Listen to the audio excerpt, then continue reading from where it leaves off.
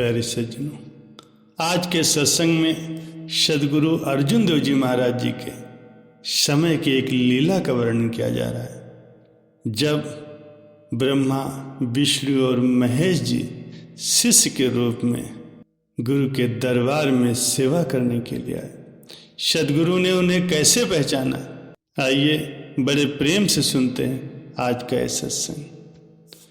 सुहीर रागिनी एक ग्रंथ है, उसमें वर्णन हुआ है कि संता के कारज आप खोलिया, हर काम करावन आया राम। धरत सुहाई थाल सुहाया, बीच अमृत जल छाया राम।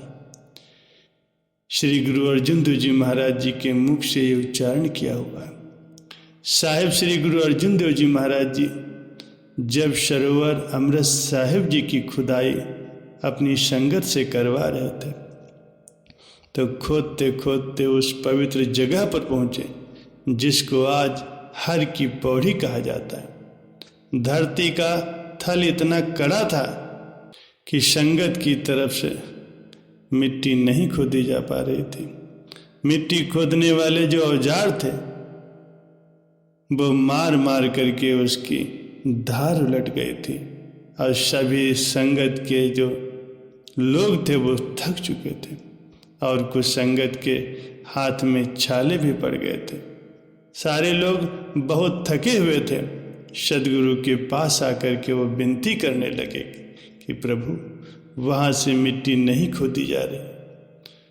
तो ये सुनकर के गुरु साहब ने कहा, अब रहने दो, कल सत्संग की समाप्ति के बाद खुदाई शुरू करेंगे। अरे सज्जनों, अगली सुबह सदगुरु के सुंदर दर्शन दीदार हुए। श्री गुरु अर्जुन देव जी महाराज जी एक वृक्ष के नीचे बैठ करके संगत को उपदेश दे रहे थे। अमृत सरोवर के पास 3 बेरियां आज भी पुरातन इतिहास की गवाही दे रही। उसमें से एक बेरी का नाम है दुख भजनी बेरी। यहाँ पर बीबी भजनी का पिंगला पति स्वच्छ हुआ था। दूसरी बेरी बाबा बूढ़ा साहब जी की याद दर्शाती। यहाँ पर बाबा बूढ़ा जी बैठकर सेवा करते थे।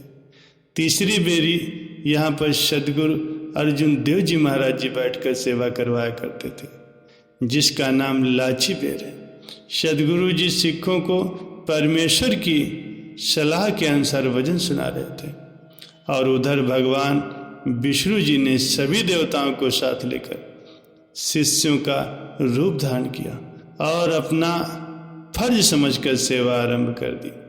भगवान विष्णु ने हरि की पौड़ी वाली जगह पर स्वयं ही खोदी और भगवान शिव जी ने मिट्टी की टोकरियां भरी। भगवान ब्रह्मा जी ने सभी देवताओं के साथ उसे बाहर फेंका।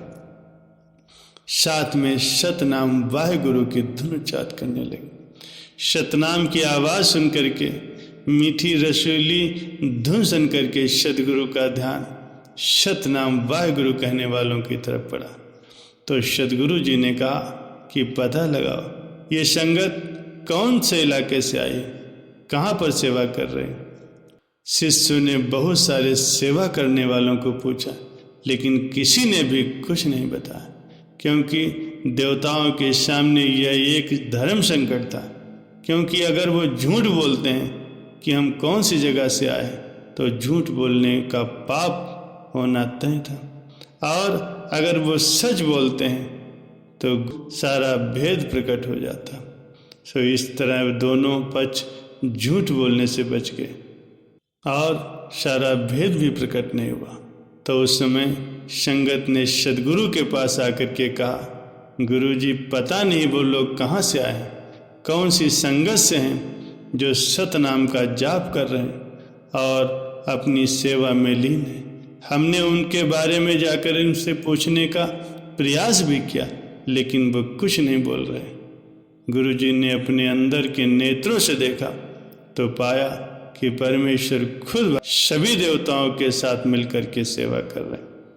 तो जब वे कार्य समाप्त हो गया तो सिख इस बात से अनजान न रहे कि ये कार्य किसने किया है। सदगुरु ने उस वाहेगुरु के ध्यान में ये शब्द उच्चारित किया और बताया कि भाई, वो किसी इलाके के शिष्य नहीं, बल्कि वो इस सृष्टि के देवी देवता थे। सारी सृष्टि के रखवाली करने वाले थे, सारी सृष्टि के देखभाल करने वाले थे।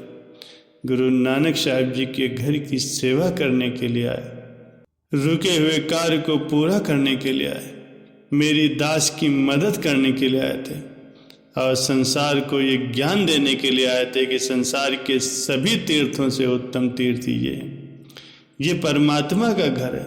यहाँ पर मनुष्य अपने हाथों से सेवा कर अपने जन्म सफल पाए, जैसे देवताओं ने किया है। ये समझाने के लिए भगवान ने अपने हाथों से सेवा की और सदगुरु अर्जुन देव जी ने ये शब्द उच्चारित किया। ये एक मुख्य वाक्य भी है और मुख्य वाक्यों से महानता भी रखता है, क्योंकि इसके साथ इतिहास जुड़ा हुआ। जब सदगुरु अर्जुन देव जी ने श्री गुरु ग्रंथ साहिब जी का स्वरूप भाई गुरदास जी को लेकर के पूर्ण कराया, तो ये पहला प्रकाश श्री हरमंदिर साहब जी ने करवाया और बाबा बुढ़ा साहब जी को ये हेड ग्रंथ बनाया। हुक्म हुआ कि मुख वाक सुनाया करो, तो पहले यही मुख वाक गाया गया। श्री गुरु अर्जुन देव जी माँ परमेश्वर का शुक्राना करते हुए इस तरह उच्चारण करते हैं कि इसके कारज आप खोले, हरि कम करावन आया राम। इसीलिए श्री रामदास जी के काम करने के लिए श्री परमेश्वर स्वयं आए और हर की पौड़ी का गढ़ तोड़ने में जो काम था वो हरि ने खुद आकर के किया। इस दौर में भी जो काम करना था वो प्रभु परमेश्वर ने आप किया। उसको करवाने के लिए परमेश्वर खुद देवताओं को साथ लेकर के आया। अमृत साहिब जी की धरती शोभनीय हो गई, श्री हरमंदिर साहिब जी का सरोवर भी शोभनीय हुआ। परमेश्वर की कृपा के साथ वो जल अमृत रूप होकर के सबको तारने वाला हो गया। अमृत जल छाया पूर्ण साज कराया, सगल मनोरथ पूरे। इस तालाब में जल अमृत रूप होकर के स्निग्ध हो गया। पूर्ण परमेश्वर ने आप हाजिर होकर के श्री हरमंदिर साहिब जी को सजाया।